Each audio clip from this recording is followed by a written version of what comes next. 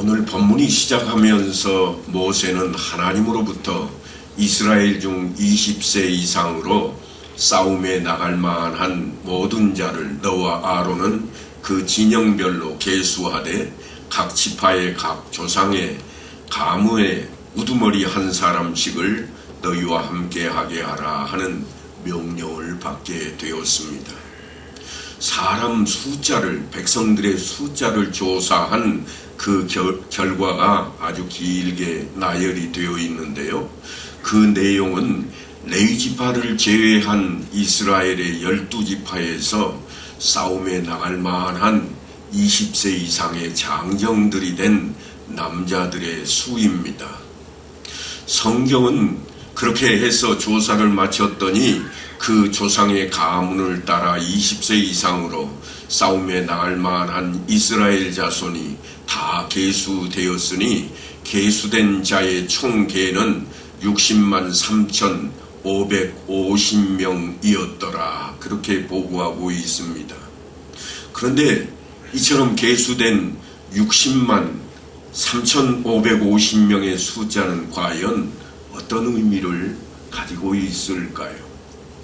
사실 이런 숫자는 우리 인간적인 그러한 견해로 시각으로 평가해서는 안 될 것입니다.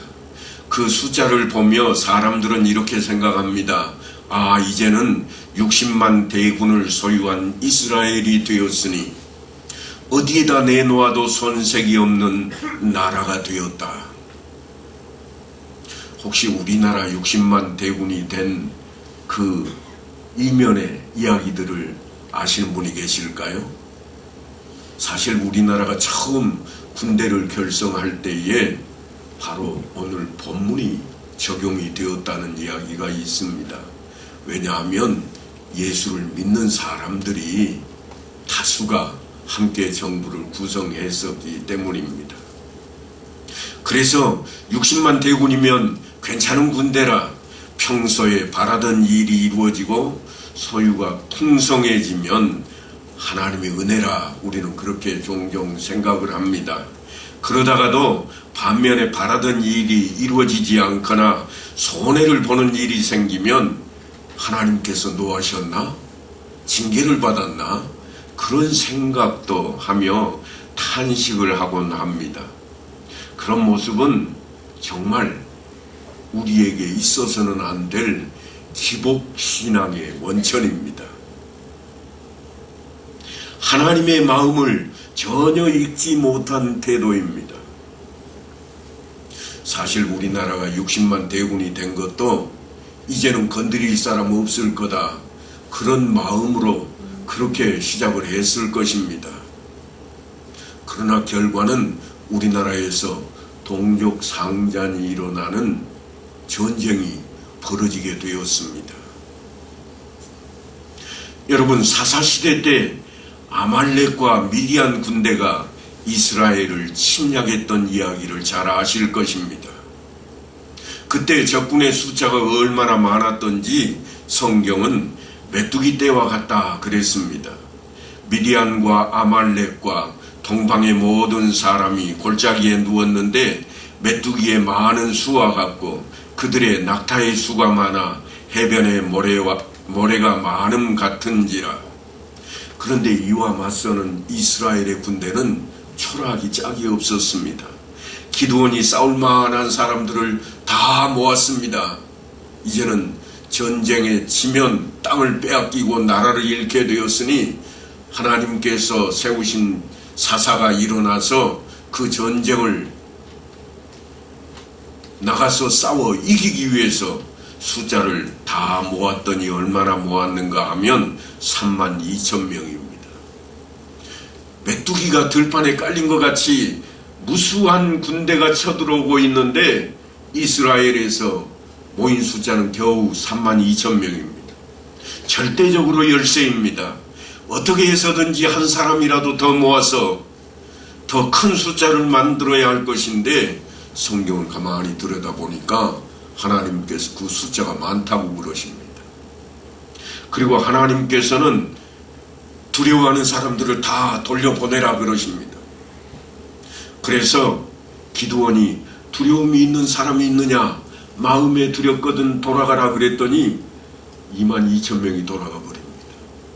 달랑 10,000명만 남았습니다. 그런데도 여전히 하나님께서는 그 10,000명도 네게 많다 그러십니다.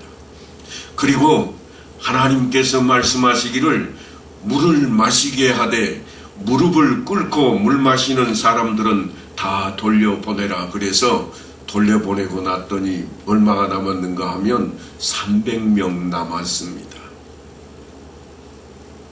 그 남은 수가 300명입니다. 이것이 그 유명한 기드온과 300명의 용사라고 하는 놀라운 군대 이야기입니다.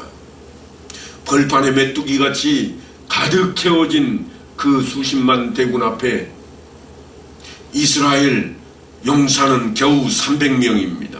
그런데 이 300명의 용사로 그 수단 군대를 무찌르고 가볍게 승리를 해버렸습니다.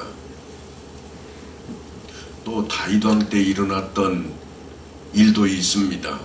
다윗의 나라는 승승장구했습니다. 이스라엘은 기초가 튼튼해졌습니다. 이제는 아무도 주변에서 넘볼 수 없는 그런 나라가 되었습니다. 그러던 어느 날 다윗은 백성들의 인구조사를 명령합니다.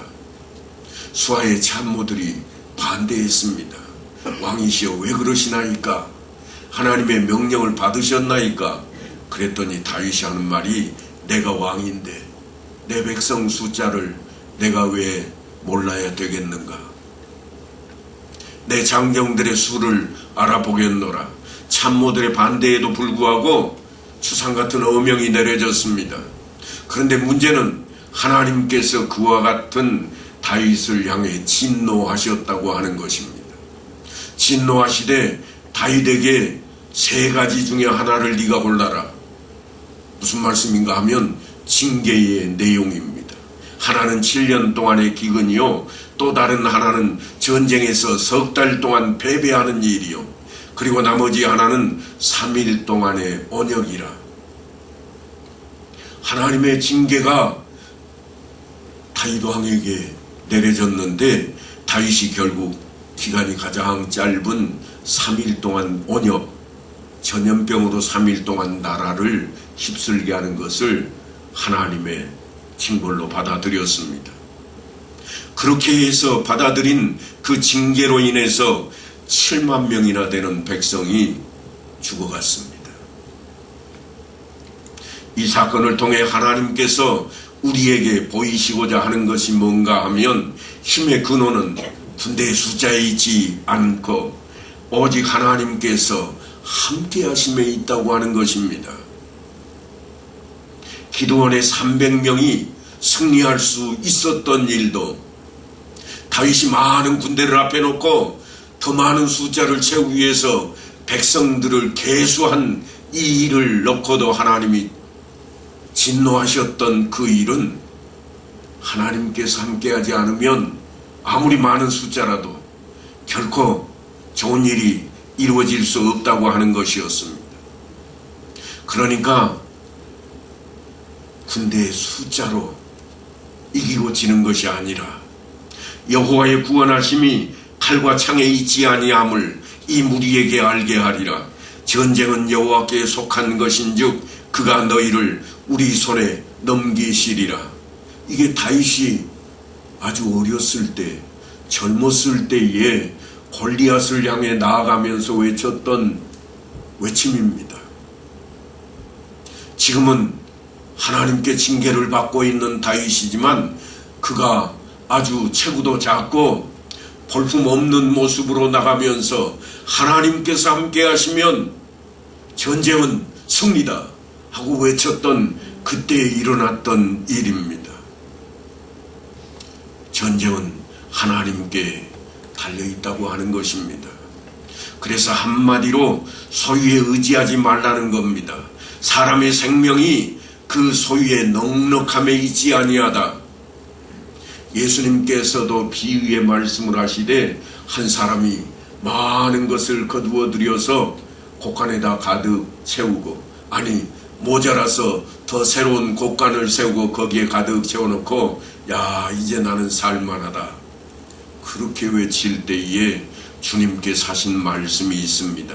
사람의 생명이 그 소유에 넉넉한 데 있지 아니하니라. 오늘 밤에 네 생명을 취해가면 그것이 누구의 것이 되겠느냐? 이게 하나님의 뜻이었습니다. 그러니까 우리는 생각을 바꿔야 됩니다.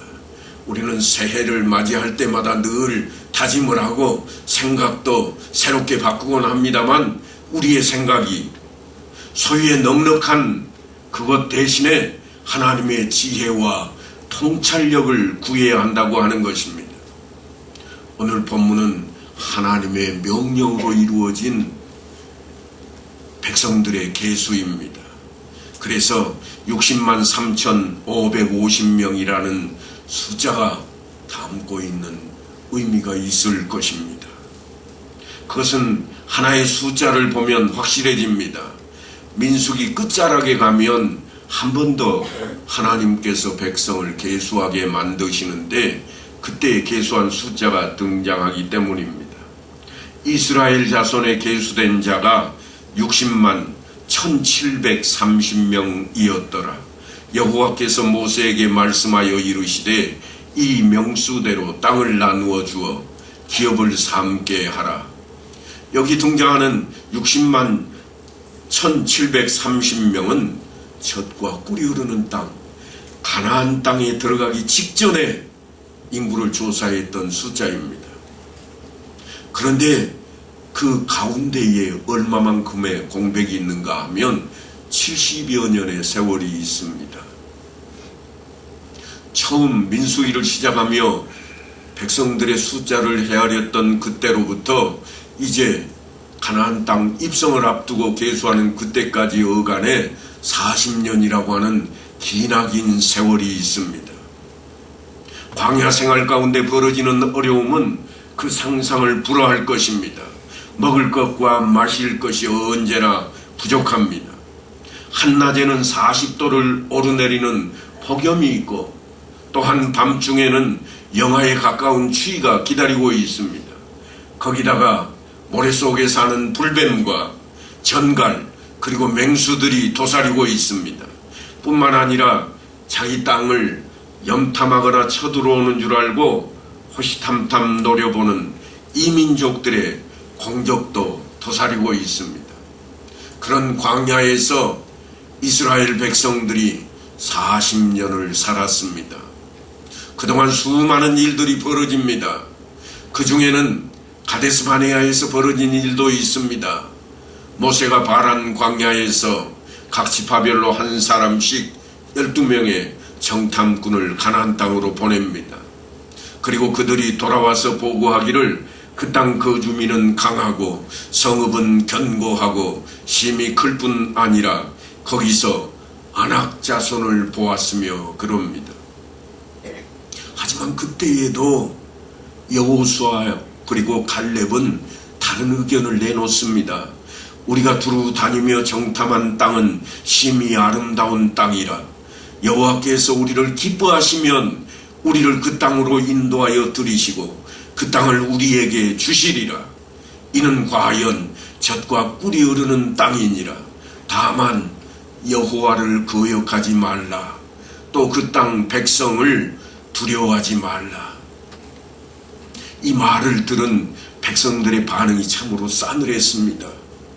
온 회중이 그들을 돌로 치려 하는데 그때 여호와의 영광이 회막에서 이스라엘 모든 자손에게 나타나시니라. 드디어 하나님께서 그들에게 개입을 하신 겁니다. 그리고 말씀하시기를 너희 중에 20세 이상으로 계수된 자 곧 나를 원망한 자 전부가 여분네의 아들 갈렙과 눈의 아들 여호수아 외에는 내가 맹세하여 너희에게 살게 하리라 한 땅에 결단코 들어가지 못하리라. 그러니까 결국은 처음에 계수했던 백성들의 수 가운데 여호수아와 갈렙을 제외하고는 나중에 계수한 백성의 수에 들어가지 못하게 되었다고 하는 겁니다. 60만 명이 다 사라졌습니다. 그런데 다시 보니 60만 명이 그대로 있습니다. 하나님의 은혜입니다. 그래서 나중에 모세는 젖과 꿀이 흐르는 땅, 가나안 땅으로 들어갈 이스라엘 백성들을 모아놓고 이렇게 외칩니다. 네 하나님 여호와께서 이 40년 동안에 내게 광야길을 걷게 하신 것을 기억하라. 무슨 말씀인가 하면 이 40년 동안에 60만 명이나 되는 사람이 죽은 것을 너희는 기억해야 되겠다. 왜 그렇게 됐을까? 꼭 기억해라. 그리고 이어지는 말씀이 뭔가 하면 이는 너를 낮추시며 너를 시험하사 내 마음이 어떠한지 그 명령을 지키는지 지키지 않는지 알려 하심이라. 너희가 하나님 말씀대로 사는지 보고자 하심이라. 그러니 광야 생활 40년을 결코 잊지 말라.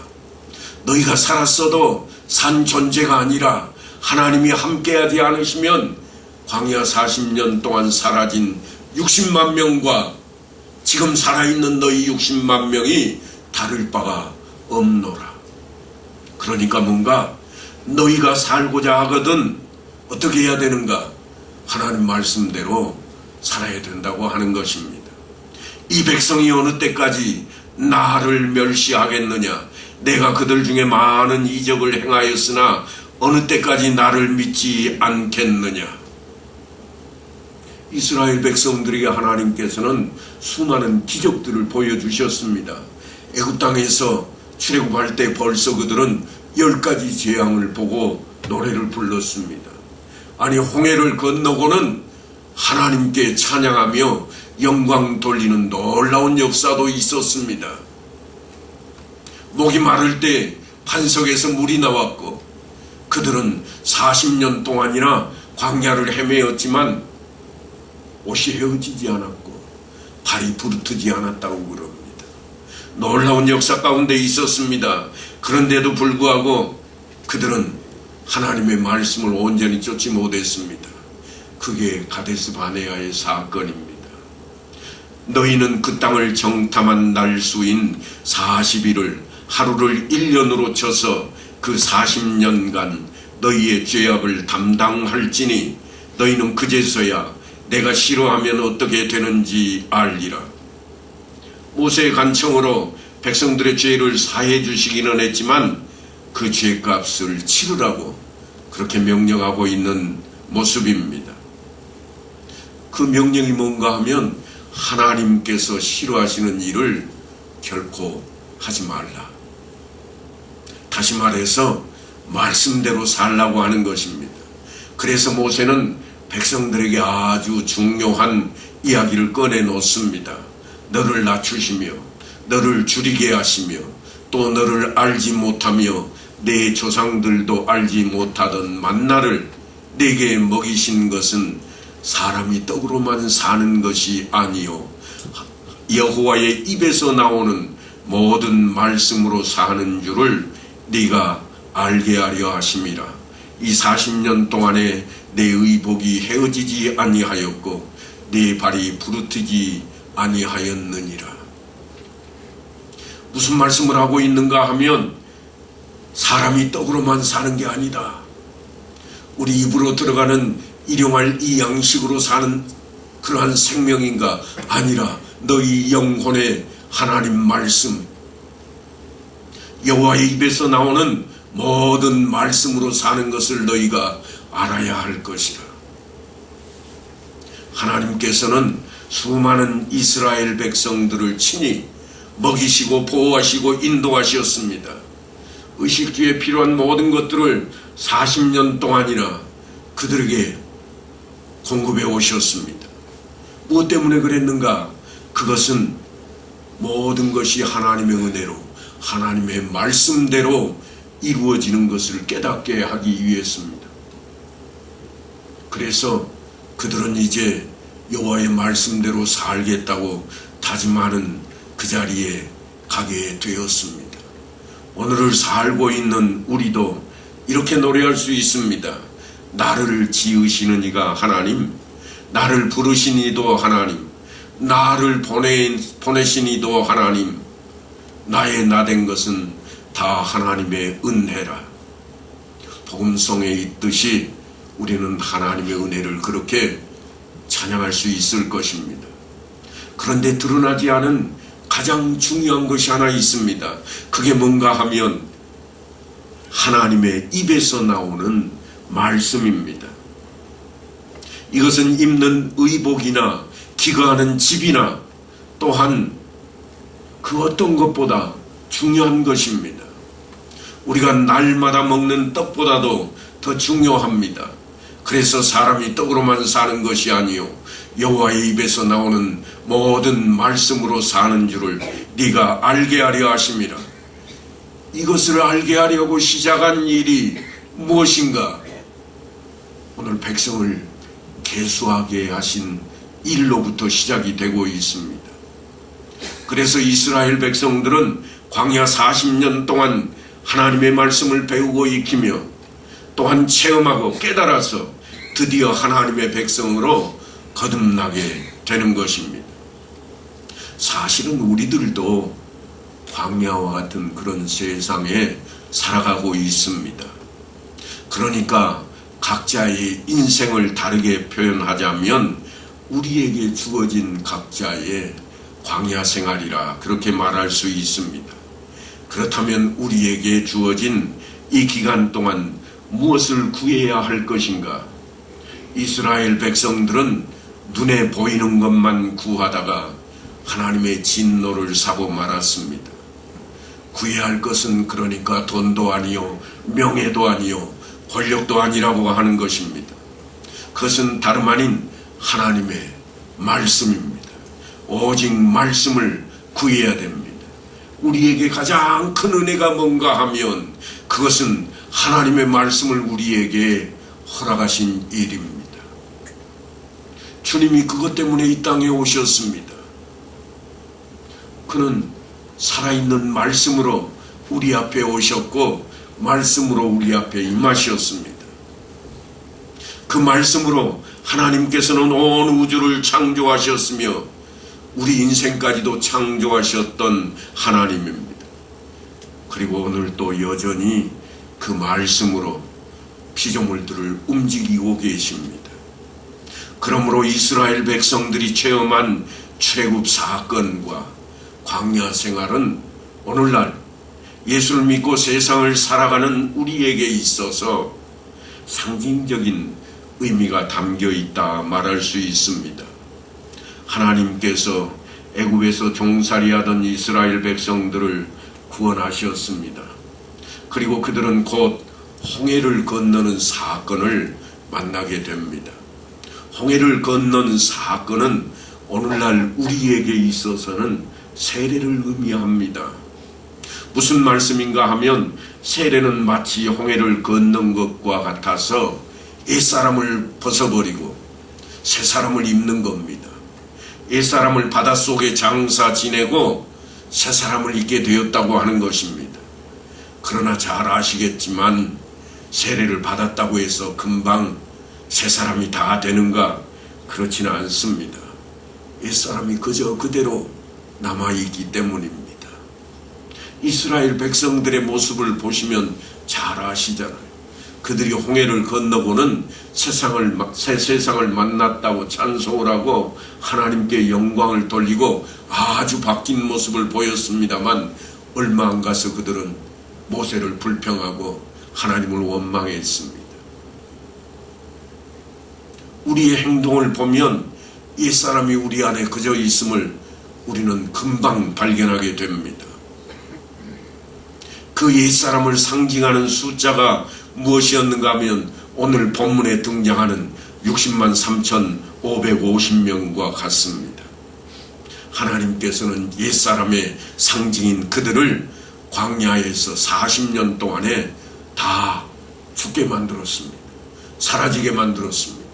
옛사람이 다 죽게 만들었다 그 말씀입니다. 그리고 새사람, 새로 바뀐 영혼들을 하나님께서 허락하신 젖과 꿀이 흐르는 땅, 가나안 땅으로 들어가게 하고 있는 모습입니다. 나이가 많아서 옛사람이 아닙니다. 나이가 많았어도 갈렙과 여호수아는 가나안 땅에 들어갔습니다. 그러니까 생각이 하나님과 다르면 안 된다고 하는 것을 강조하고 있는 모습입니다. 새 사람이란 하나님과 생각이 같다는 의미입니다. 새 사람이란 그러니까 하나님의 말씀대로 그 말씀 안에 있는 것을 이야기합니다. 또 이스라엘의 광야 생활 40년은 신앙 생활을 의미한다 할 것입니다. 옛사람은 죽고 새사람으로 거듭나는 삶을 통해서 하나님과 생각이 같은 사람으로 바뀌어져야 된다고 하는 것입니다. 그 숫자가 민수기 마지막 부분에 등장하는 가나안에 들어가게 될 60만 1730명입니다. 이들은 모두 신앙 훈련을 통해서 하나님의 말씀으로 거듭난 그런 사람들이었습니다. 그러므로 젖과 꿀이 흐르는 가나안 땅에 들어갈 사람들에 대한 이야기입니다. 거듭났다고 하는 것은 덜렁대던 사람이 차분해졌다는 그런 의미가 아닙니다. 머리가 나쁘던 사람이 갑자기 똑똑해졌다는 것도 아닙니다. 하나님께서 주시는 천성은 사실 변하지 않습니다. 옛사람에게도 열정이 있습니다. 그 열정은 땅의 것을 얻기 위한 것이었습니다. 하지만 거듭난 사람은 하늘의 것을 얻고자 그 열정을 기울인다고 하는 것입니다. 본래 바울은 대단한 열정이 있던 사람입니다. 그의 옛사람은 그리스도인 예수를 믿는 사람을 다 잡아다가 옥에 가두거나 또는 죽이는데 온 힘을 열정을 다했던 집요함이었습니다. 그러나 주님을 만나게 되자 그는 거듭난 새 사람이 되어서 그 열정을 주의 복음을 증거하는 데 사용했습니다. 그리고 그가 한 말이 이렇습니다. 무엇이든지 내게 유익하던 것을 내가 그리스도를 위하여 다 해로 여길 뿐더러 내가 그를 위하여 모든 것을 잃어버리고 배설물로 여기노라. 사도 바울이 전에는 자신에게 유익했지만 이제는 그것을 해로 여기고 배설물로 여기기까지 해서 자기에게 유익이 아닌 주님께 유익한 길로 걷겠다고 다짐하고 있는 모습입니다. 오늘 본문의 옛사람 60만 3,550명의 죽어야 할 숫자, 이것은 우리가 세례 받기 이전의 우리의 모습과 같다 할 것입니다. 하지만 우리를 가만히 보면 세례를 받기 전이나 후에도 여전히 유익하지 않은 것들을 너무나 많이 우리가 지키고 고수하고 있습니다. 그것이 무엇인지 성경은 아주 자세하게 기록을 해놓고 있는데 사도 바울이 이렇게 이야기합니다. 육체의 일은 분명하니 곧 음행과 더러운 것과 호색과 우상 숭배와 주술과 원수 맺는 것과 분쟁과 시기와 분냄과 당 짓는 것과 분열함과 이단과 투기와 술취함과 방탕함과 또 그와 같은 것들이라. 그리고 이런 일을 하는 사람들은 절대로 하나님 나라를 유업으로 받을 수 없을 것이라고 못 받고 있습니다. 그런데도 자세히 들여다보면 예수를 믿는데도 우리가 잘 변화되지 않더라는 겁니다. 그래서 옛사람을 벗어버리고 새사람을 입었다고 말은 하는데 여전히 옛것을 꽉 쥐고 있습니다. 그런 우리를 향해서 사도 바울이 신신당부를 합니다. 너희는 너 유혹의 욕심을 따라 썩어져가는 구섭을 따르는 옛사람을 벗어버리고 오직 너희의 성령이 새롭게 되어 하나님을 따라 의와 진리와 거룩함으로 지으심을 받은 새 사람을 입으라. 하나님 나라에 들어가게 될, 젖과 꿀이 흐르는 땅에 들어가게 될 거명된 그 숫자 안에 우리가 분명히 있어야 할 것입니다. 우리는 그것을 위해 신앙생활을 하고 있습니다. 이 신앙생활은 광야 생활을 지낸 이스라엘 백성들에게 하신 말씀처럼 너희를 낮추시고 때로는 너희를 무너지게 만드는 것까지도 무엇인가 하면 너희가 하나님 말씀을 청종하는지 그렇지 않은지 내가 알고자 함이라. 말씀대로 사는지 아니면 너희 생각대로 세상 것을 쫓고 그것에 욕심을 부리며 사는지 내가 알고자 하노라. 그에 따라서 옛사람으로 죽어가게 될 것인지 새사람을 덧입고 하나님께 설하신 새하늘 새 땅에 들어가게 될 것인지를 결정하겠다고 하는 말씀입니다. 바로 이 말씀이 민수기에 2번씩이나 백성을 계수하게 하시는 하나님의 놀라운 마음이 담긴 내용이라 말할 것입니다.